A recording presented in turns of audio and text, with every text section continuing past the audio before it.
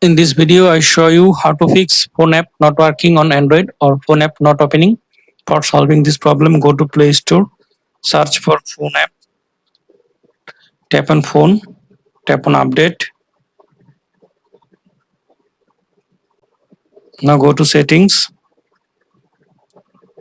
then go to apps,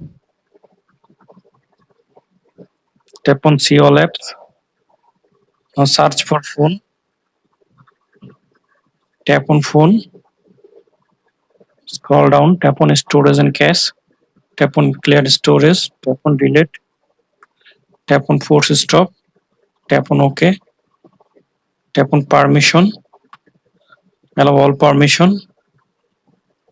Now open phone app.